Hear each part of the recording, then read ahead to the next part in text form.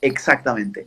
El tema de género ha quedado en un segundo plano, como hay mucha gente que piensa, pues yo siento que mucha gente como que digamos, se salió de la lucha, bajó los brazos y dijo, no, bueno, se ve que ahora el mundo está en otra cosa y esa agenda ya no opera más. ¿Sigue operando esa agenda del género?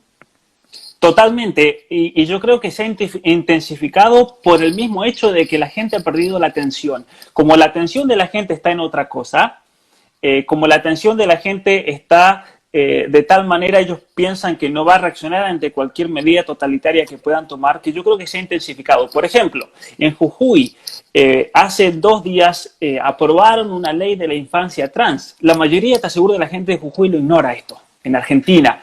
En Mendoza, yo te aseguro que la mayoría de la gente de la población en Mendoza ignora que la legislatura de Mendoza está tratando de pasar una ley de la infancia trans, incluso que, ¿cuál es el peligro de estas leyes de la infancia trans? Que obligan al sistema de educación argentino, en ese caso en esa provincia, en Jujuy, en Mendoza, a dedicar espacio curricular para tomar conciencia, y esto es lo peligroso, para tomar conciencia de que la verdadera identidad de cada uno de esos niños que van a las escuelas es una identidad de género, no es la identidad personal, la identidad como varón, como mujer que tenemos y que está dada por nuestra constitución genética y neurobiológica. Esto es lo peligroso y esto se en el caso de Canadá, por ejemplo, es una batalla legal tremenda que se está dando. Obviamente que ningún medio de comunicación lo está comunicando, porque es parte también, yo creo, de toda esta de esta táctica.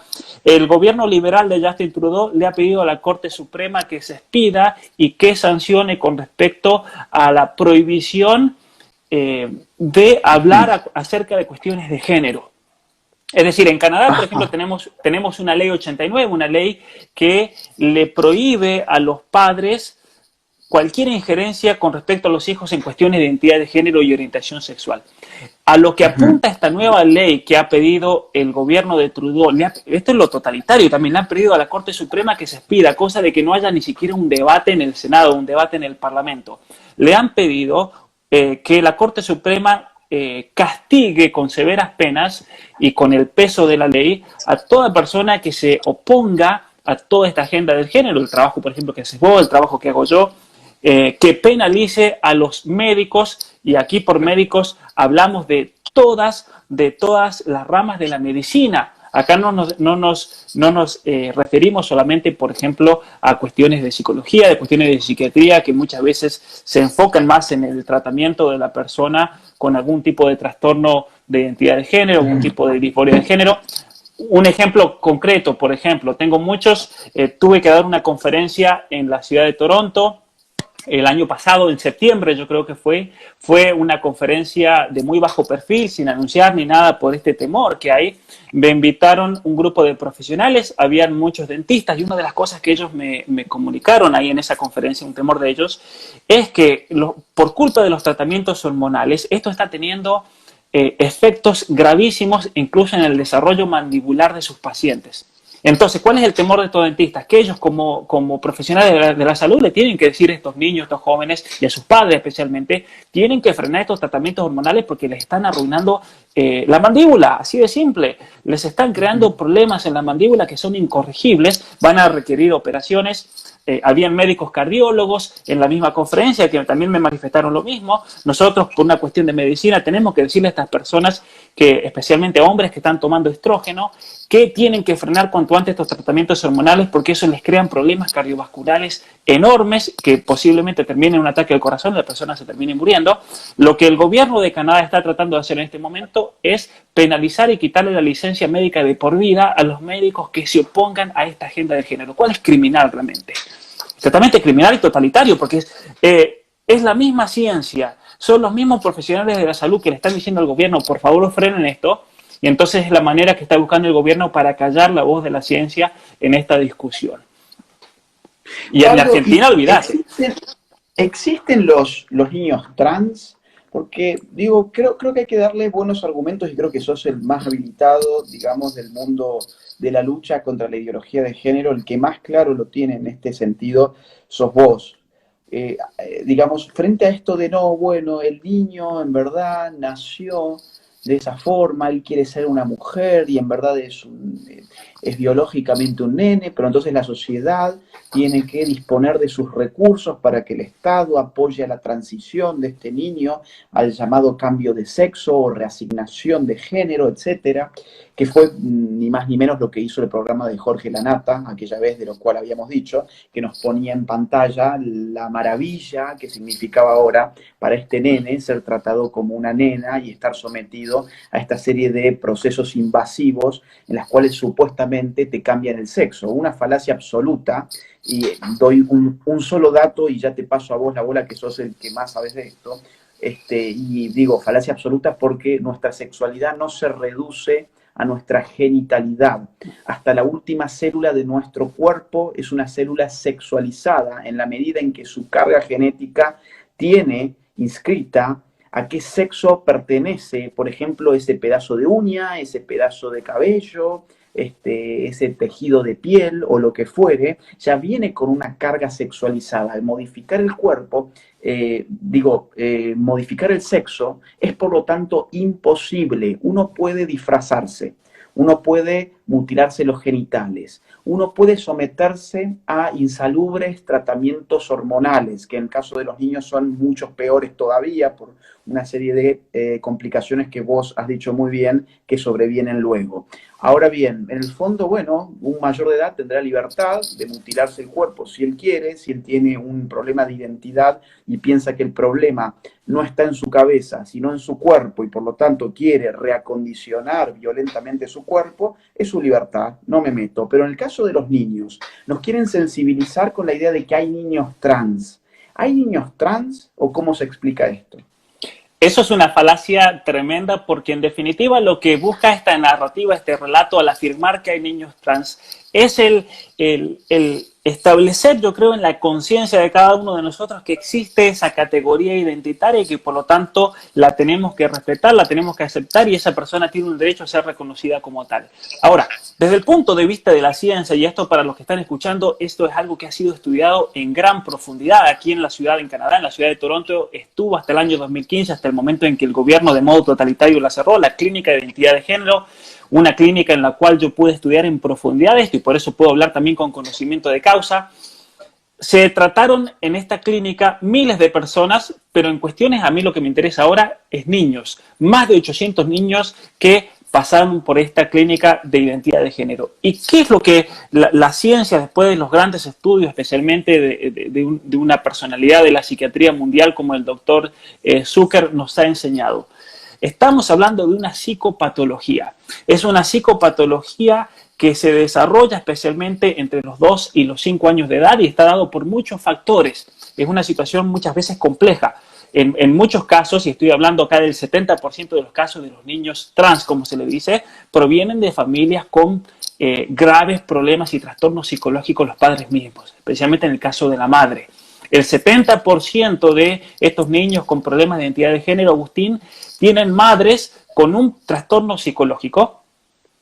El 30%, el restante, tienen madres con 2 o incluso 3 graves psicopatologías, trastornos psiquiátricos que incluso requieren de tratamiento. Y en muchos de estos casos se demostró que el niño no va a poder superar esa psicopatología hasta que la supere la madre. Como el caso que vos me mencionabas de Salta. Lo sé por una hermana de ella, una hermana de este niño, Tiziano creo que le decían, ¿cierto? El caso de Tiziano y demás, de Página 12. La hermana de este pequeño que lo transforman en mujer, me contó que la mamá le decía, vos vas a ser mi putita cuando seas grande. O sea, y esa era la expresión y por eso la digo. O sea, esa intención es ese problema gravísimo, es un trastorno de hecho reconocido por la psiquiatría, el trastorno del dolor de género, por el cual el padre, la madre, es la que le impone al niño que debe ser de determinado sexo. Y mirá de qué estamos hablando aquí. Es interesante porque toda la teoría de Simone de Beauvoir acerca de la imposición de la categoría sobre cada uno de los niños, el sexo como algo impuesto por los padres, generalmente se da en los transexuales. Es ahí donde se da. Y eso es un factor importantísimo a considerar al momento de estudiar un trastorno de este tipo. Está la cuestión de medioambiental, el modo como se lo educa, está la cuestión del abuso sexual, que tampoco no se lo puede negar. En la clínica, muchos de los casos, Agustín, que llegaban con trastornos de identidad de género, eran niños que simplemente querían ser del sexo opuesto para que termine una situación de abuso. Era la respuesta del niño ante un abuso sexual por parte de un tío, de un vecino, de un abuelo, para que lo frene, y el niño en su psicología decía, bueno, si yo fuese niña ya me dejaría de abusar, por ejemplo. Claro, claro. O sea, Bueno, o sea de hecho, vos en tu libro tenés datos muy claros, datos porcentuales, de qué tasa de los transexuales en ciertos estudios científicos que se han hecho han comentado que han sufrido abusos previos a su, digamos, a su transición de género o a su transición sexual, ¿no? No sé si te acordás. Sí, mira, ciertamente. Me acuerdo, hay estudios, eso varía obviamente de acuerdo al lugar y al tipo de población, pero hay estudios que se han hecho donde incluso el 80% de estas personas que han sido estudiadas en algún momento de la vida, pero especialmente en la niñez, han sido abusadas sexualmente. Es una cifra altísima como para dejarla de lado, como muchos dicen en el lobby LGBT, que eso es algo circunstancial. Muchos dicen esto, Agustín. No, el hecho de que hayas sido abusado no te hace homosexual, porque hay personas que, o no te hace transexual, porque hay personas que fueron abusadas y no tuvieron esa consecuencia. Y aquí hay que hacer una aclaración. Nosotros no decimos que ese sea el único factor, se tienen que dar una serie de factores. Pero al momento de estudiar un caso concreto, lo primero que uno tiene que hacer, Agustín, en el ámbito, por ejemplo, de la psicología, de la psiquiatría, viene una persona con un problema, uno tiene que llegar a la causa por un proceso de eliminación. Porque nosotros no conocemos a la persona, no conocemos su historia, no conocemos su realidad familiar, su entorno, sus experiencias. Y no puede uno directamente ir y decir, bueno, es un problema genético o es un problema hormonal. Uno tiene que ir eliminando de tal manera que tiene que ir por lo que es la superficie que se llama, con cuestiones de familia, con cuestiones del modo como fue creado, cuestiones de abuso sexual. Y si ese entorno ya te da una explicación que realmente es satisfactoria para tratar de explicar la situación de ese joven, de esa niña, no hay que seguir empujando más allá y tratando de encontrar algo donde realmente posiblemente no exista. Porque otra cosa que vemos de parte de todos los ideólogos LGBT es tratar de encontrarle. Esta es la contradicción también para que todos lo entiendan. Quieren encontrarle una fundamentación biológica o natural a la misma vez que ellos te niegan la biología de la naturaleza. O sea, eso me parece una de las contradicciones más grandes en la ideología de género. Sí. Y eso es una de las maneras para encerrarlos, ¿no? Es la manera de encerrarlos. Como vos decías el otro día en la conversación con Fabricio Alvarado, ¿no? ¿El sexo o es algo que surge de la autopercepción, del sentimentalismo, o es algo impuesto por la sociedad? Son las dos posibilidades en la teoría del género. Pero al momento ellos de tratar de justificar y legitimizar culturalmente y con un fundamento biológico, es increíble. He ido justo. ¿Ahora escuchás? Sí, te escucho bien, te escucho bien. Sí, seguí porque se me había trabado. No, sí, repito simplemente eso por las dudas, que siempre al momento ellos de tratar de justificar su autopercepción, por más que te digan que es imposición social, por más que ellos te digan que es un sentimiento, siempre van a tratar de legitimizar culturalmente esa elección, porque en definitiva es una elección también muchas veces, por una cuestión ya neurológica, neurobiológica, genética, y entonces ahí es la gran contradicción, ¿no? Niegan la naturaleza, pero hacen uso de la naturaleza creando una nueva identidad que vendría a ser una identidad natural. Exactamente. Mira, digamos, esta gente en el fondo tiene un problema que es fácil de entender a partir de lo siguiente. No hay una correspondencia entre su percepción y su realidad. No es que sus órganos sexuales, por ejemplo, sean disfuncionales. No es que haya algo en su cuerpo que esté funcionando mal en principio, sino que esa persona no está identificándose con ese cuerpo. Esto yo creo que se puede encontrar en la psicología en otros tipos de casos donde hay una disociación entre el cuerpo y la realidad de la persona. incluso casos muy extremos de personas que se autoperciben, por ejemplo, sin un brazo, entonces están desesperados por cortarse el brazo. O, por ejemplo, casos mucho más frecuentes, el típico caso de la bulimia o la anorexia, la persona que se ve a un espejo y se autopercibe con un peso que no tiene. Entonces evita comer, se provoca vómitos para no seguir engordando y resulta que la persona pesa, no sé, 40 kilogramos y es una persona que ya está, que se le ven los huesos. Entonces, haciendo un parangón quizás un poco burdo, pero creo que puede servir para entender el tema, decirle a un niño trans que, digamos, mejor dicho, decirle a un niño que tiene estas confusiones, que tiene una confusión respecto de su identidad, decirle que el problema está en su cuerpo y que necesita hormonizarse y eventualmente reventarse los genitales, es similar, es comparable a decirle, por ejemplo, a una nena bulímica que en verdad ella efectivamente está muy gorda. Ella efectivamente hace bien de meterse los dedos en la boca, ella hace bien de no querer comer, ella está sumamente obesa a pesar de que pese 38 kilogramos, con lo cual le vamos a ofrecer a esa nena hacer una liposucción. Entonces, claro, es privilegiar no la realidad biológica y la realidad corporal de esa persona, que en este caso es que no pesa 180 kilos, sino que pesa 38, pero vamos que tiene 8 años, le vamos a decir, ok, bueno, si vos en verdad te sentís una nena, no importa que tu cuerpo esté funcionando bien y que vos tengas esta realidad biológica. El problema no está en tu cabeza y si alguien quiere decir que el problema está en tu cabeza, la va a pagar muy caro.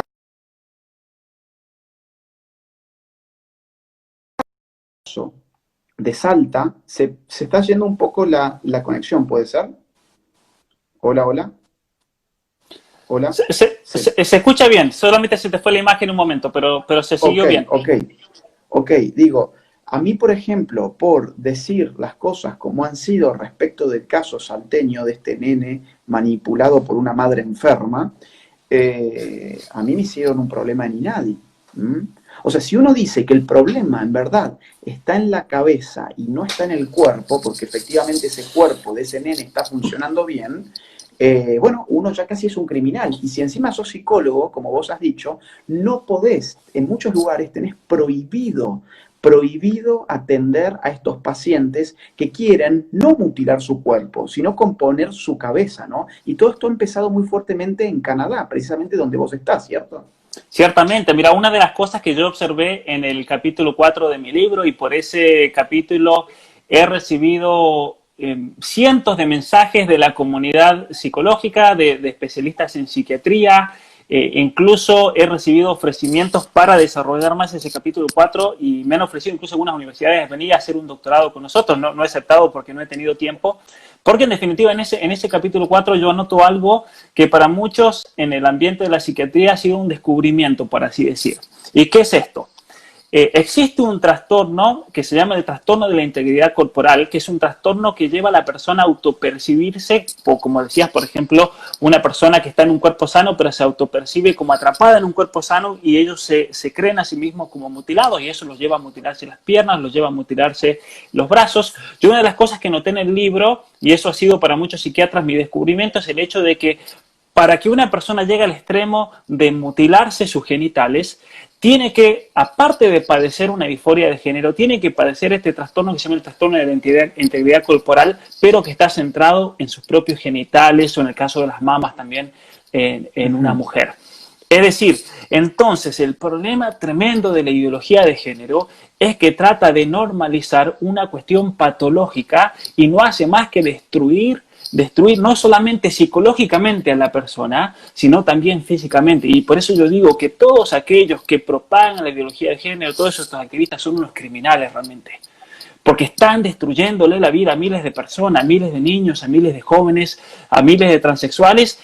Mira, esta mañana leí un artículo, Agustín, que dice lo siguiente: se descubre, eso me lo mandó un activista transexual, que siempre que descubren algo me envían para tratar de refutarme, se descubre que cuando a los niños los operan, les hacen tratamientos hormonales, se calman y eso los llena de felicidad y alegría. Entonces han hecho estudios de niños que hicieron la transición y cómo eso los calmó.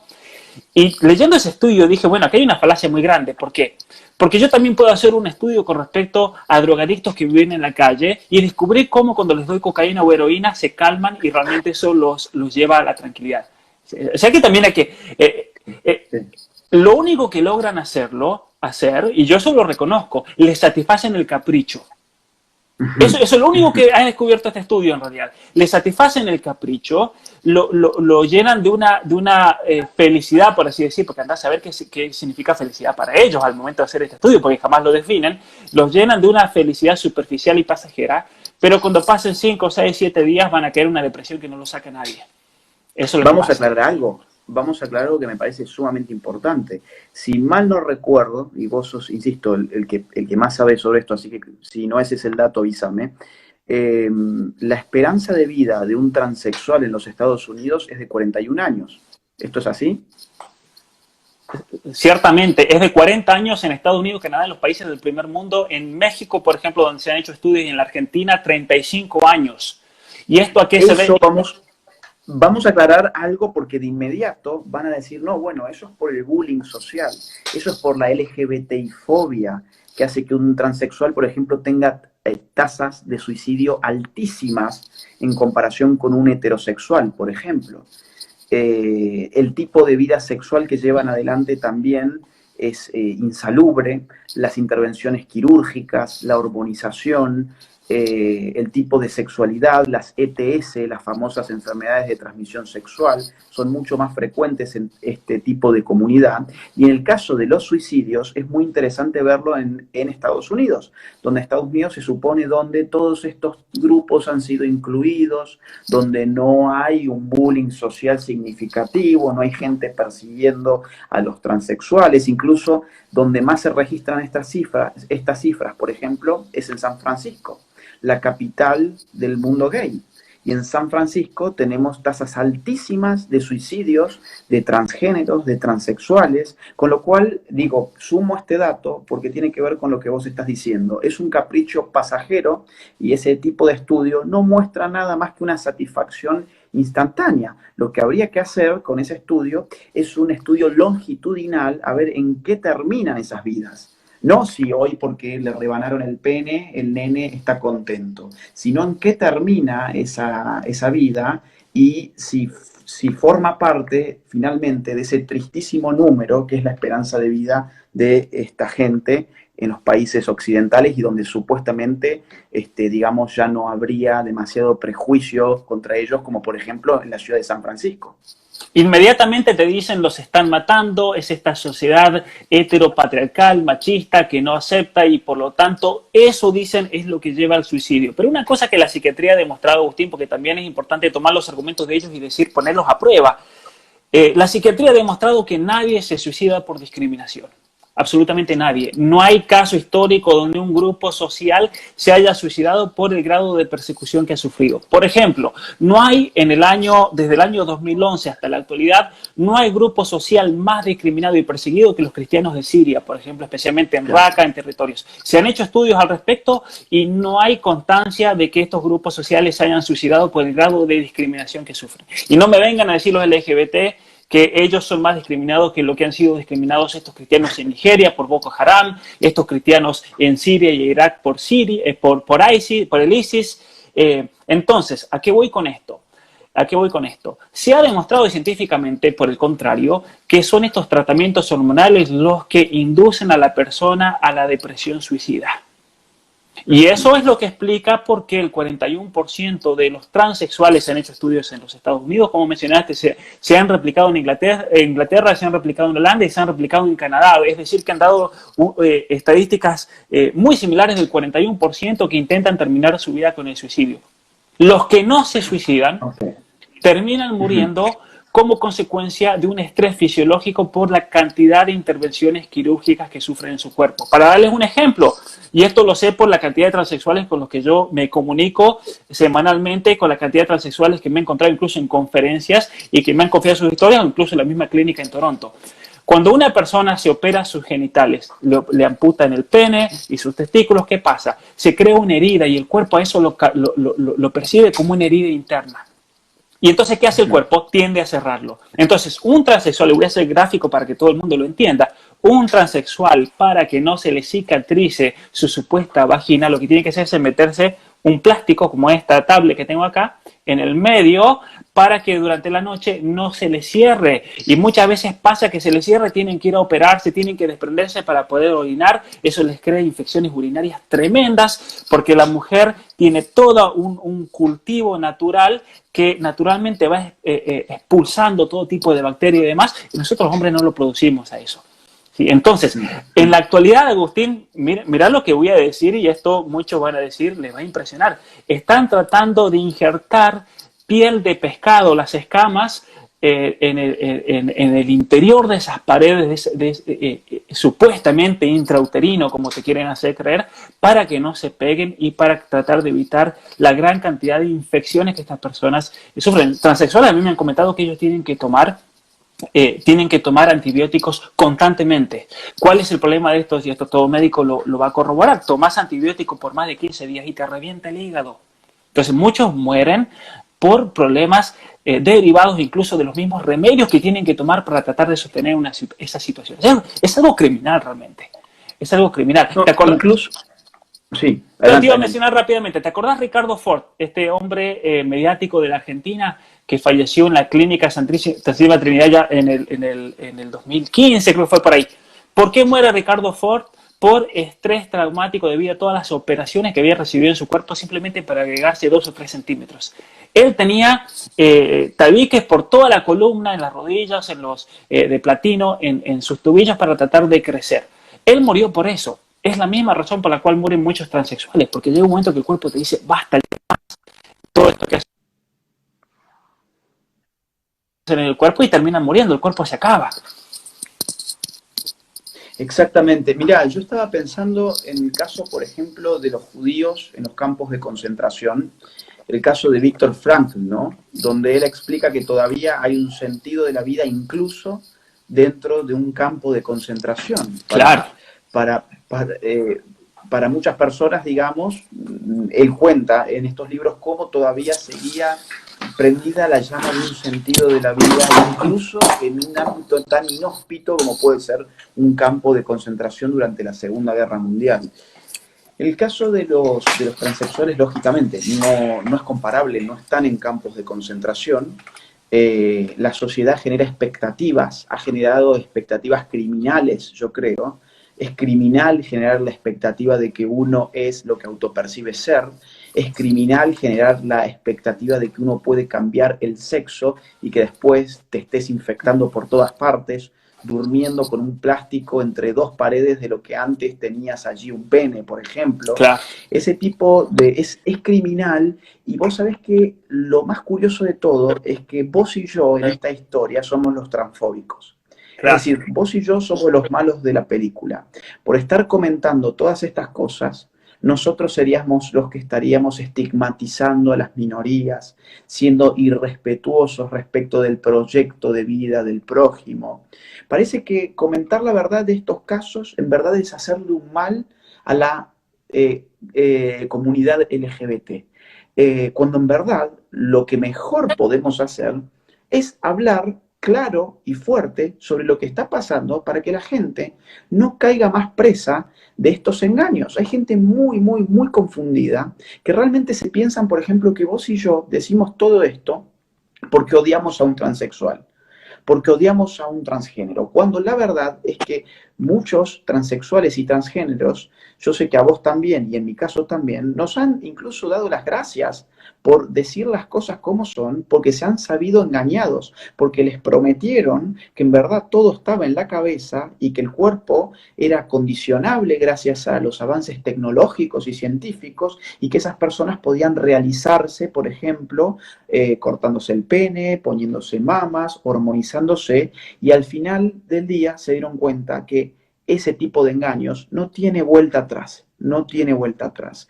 Y te doy un dato más. Yo he leído, por ejemplo, algunos libros escritos por ellos, que hay compilados de escritos de transexuales y transgéneros, se llama Espacios Peligrosos, donde, por ejemplo, me ha llamado la atención la recurrencia de los ataques, digamos, ataques de ira, que a esta gente le genera cuando se les acaban las hormonas, ¿no?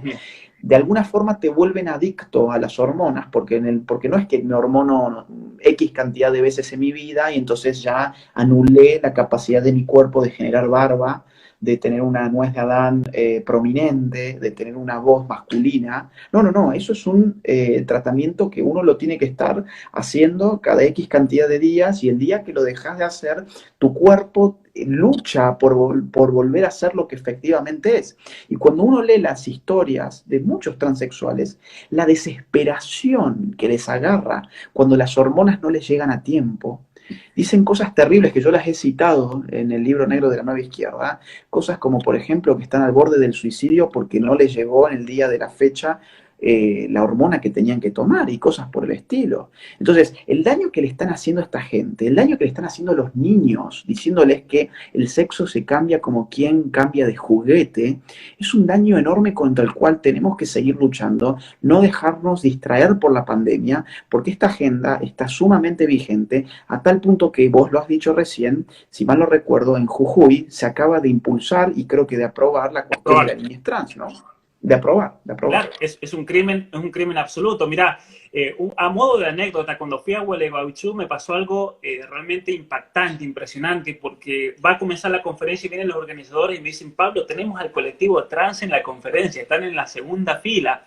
Entonces me dicen, ¿qué hacemos? Ellos tenían temor, porque imagínate, una cosa que pasa siempre cuando en Argentina y en otros países también, cuando vas vos, cuando voy yo a hablar, el temor es de que vengan los grupos LGBT a destrozarte todo, que te arruinen todo, con todo el esfuerzo para esta gente, el esfuerzo económico, el económico de gente que sacrifica cosas, gente que tiene que hacer empanadas para poder tratar de alquilar el local, por ejemplo. Realmente es un esfuerzo enorme. Entonces, para ellos que venga un grupo LGBT y les arruine el evento, es condenarlos muchas veces financieramente a esta pobre gente que da todo por su comunidad para tratar de alertar al respecto. Bueno, estaba el colectivo trans ahí, me preguntaron si le pedían que se fueran. Y yo le dije, no, déjenlos, porque esta conferencia va a ser para ellos. Entonces ahí yo en esta conferencia hablé específicamente del capítulo 4 de mi libro, explicando toda la realidad de la disforia de género, cómo se surge. Traté de dar muchísimos ejemplos para tratar de, en alguno de ellos, darle en el clavo y que sea la historia de ellos también. ¿Qué pasó? Cuando termina la conferencia, Agustín, vinieron a felicitarme todos estos transexuales. Eran todos hombres autopercibidos mujeres, y me sorprendió lo que me dijo uno de ellos. Me dijo, nunca nadie me había dicho esto. Nunca nadie me lo había dicho.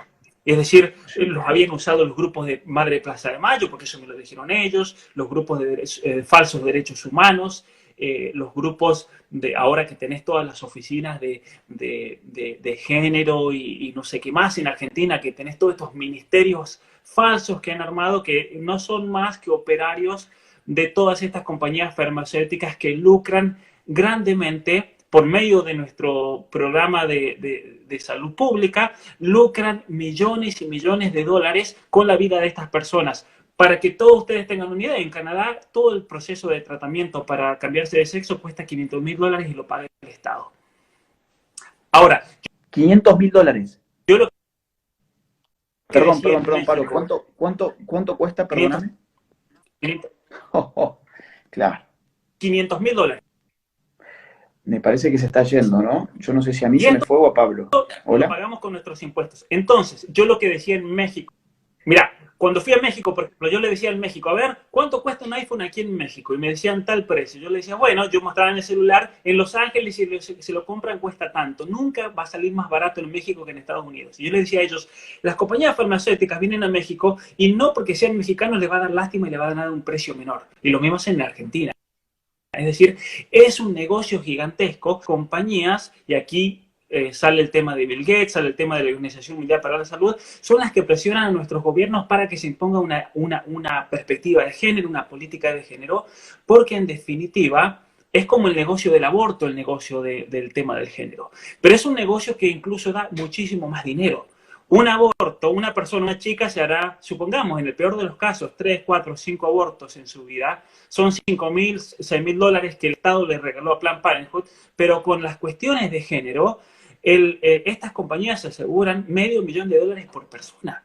El doctor Cecín de Argentina, por ejemplo, el doctor Cecín, él me mandó los precios de las hormonas que tiene que ponerse un niño en casa, en la Fundación Huésped, por ejemplo, en Argentina, y estábamos hablando de mínimo. Perdón, perdón porque se te está cortando, ¿eh? A ver, Salí. Pablo, sí. Sí, sí, perdón que se cortó en un momento. Mirá, ¿cuál fue lo último que escuchaste? De que estabas por dar el costo de las hormonas para niños en Argentina. Sí, el doctor Cecil me envió las fotos de... Era un cierto grupo hormonal, no eran todos, porque no solamente tenés que tomar bloqueadores, sino que también tenés que tomar la hormona para tratar de imitar el sexo opuesto. Y estamos hablando de un costo de más o menos 200.000 pesos mensuales. En Argentina. O sea, es una Decirlo en locura. dólares más o menos para que la gente tenga idea, porque no todos los son de Argentina. ¿Cuánto me dijiste?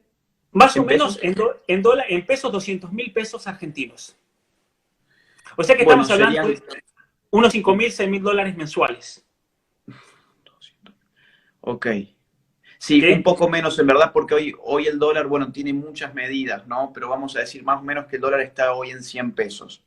En Sí, verdad, sí. más o menos el dólar hoy puede estar en 100 pesos. Pero en esa época, efectivamente, cuando vos tenías esa información, El cambio, el dólar... ¿Cuándo fue, perdón? ¿Qué año? el cambio estaba a 45 A en cuarenta y esa cinco. época. Entonces sí, son como unos 4.000 pesos. Dólares, perdón. Sí, 4.000 dólares. y el problema, el gran negocio del género es un negocio mucho más grande que el aborto. ¿Por qué? Porque cuando te estirpan las glándulas sexuales, vas a depender de esa hormona para vivir. Es decir, no podés estar sin hormonizarte todas las semanas, porque si no te morís, no podés respirar, no podés pensar, no podés digerir la comida. Entonces es el negocio del siglo, el tema de la ideología de género. Y esto es también lo que mucha gente tiene que entender. Aquí hay una cuestión financiera gigantesca, gigantesca, y es la Organización Mundial para la Salud la que le está obligando a nuestros países a imponer esta perspectiva de género. Coincidentemente, ¿quiénes son los que mantienen a la Organización Mundial para la Salud? Son todas las compañías farmacéuticas, son las fundaciones de Rockefeller, son la Fundación Gates, acá tenemos a la Fundación Clinton, tenemos la Open Society, y por eso aquí cierra todo el circo también, ¿no? Es interesante.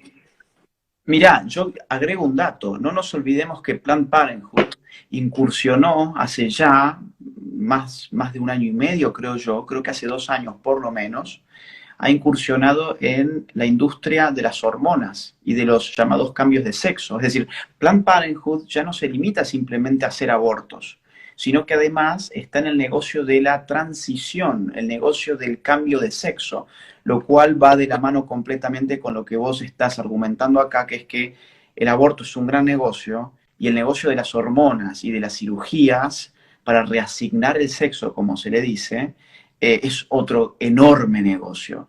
Yo te quería contar una anécdota, así como vos tuviste la anécdota en México, donde este grupo de transexuales fueron, te escucharon y después de escucharte te agradecieron porque nunca habían escuchado eso y sonaba razonable. Yo tuve también una anécdota en Perú, muy interesante. Íbamos a dar con Nicolás Márquez una charla en la Universidad San Marcos, una universidad muy, muy, muy roja, muy comunista.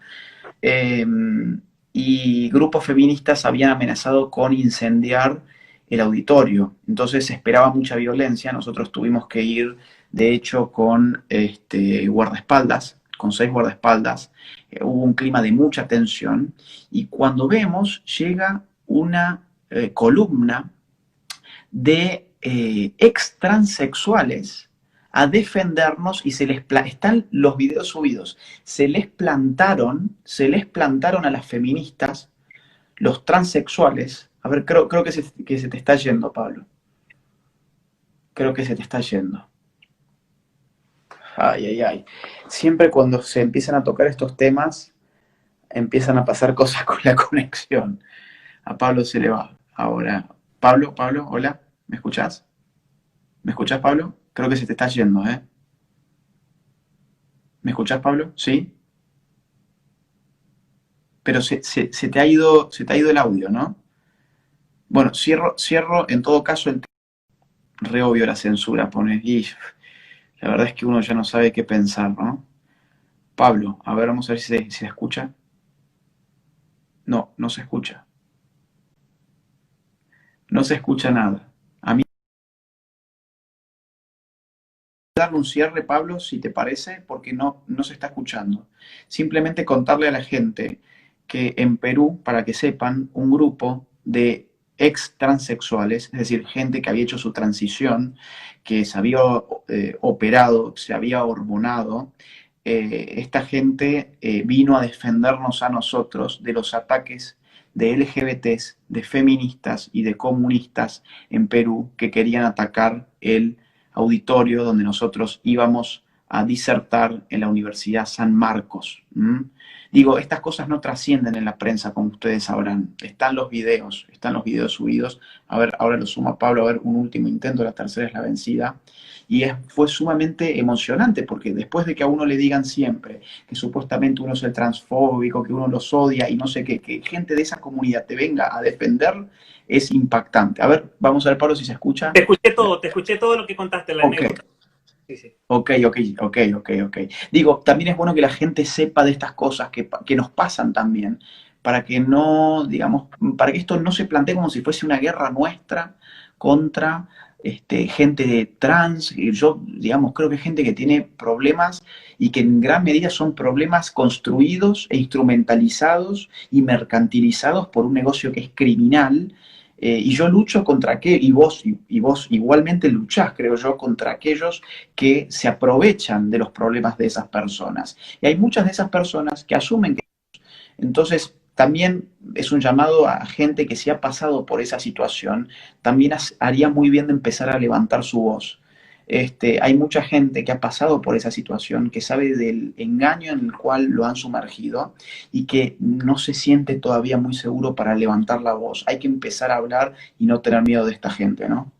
Ciertamente, que sepan que nosotros van a encontrar un apoyo. A mí todas las semanas, como te decía, Agustín, me escriben chicos, ya sea por conducta homosexual, por conducta lesbiana, muchos transexuales, muchos jóvenes que están siendo presionados incluso por este lobby para tratar de lo que ellos llaman transicionar, presión para hormonizarse, que los quieren convencer por medio de estos programas, por ejemplo, de educación sexual integral, que están atrapados en el cuerpo equivocado. Muchos incluso ponen en Google, me siento atrapado en el cuerpo equivocado y les aparece este libro y es por eso que me Mm. contactan, ¿no?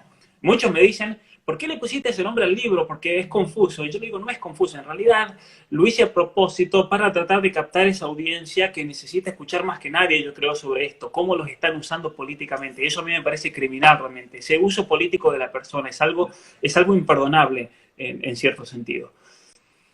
Pablo, ya hemos estado hablando prácticamente 2 horas. La verdad es que ha sido un vivo espectacular. Espero que la gente le haya servido. No quiero decir para divertirse otra vez. Espero que la gente le haya servido, que le sirva. Esto, por supuesto, lo vamos a dejar subido en Instagram, lo vamos a subir también en nuestros canales. Aprovecho para recomendar a toda la gente que siga a Pablo Muñoz Iturrieta en YouTube.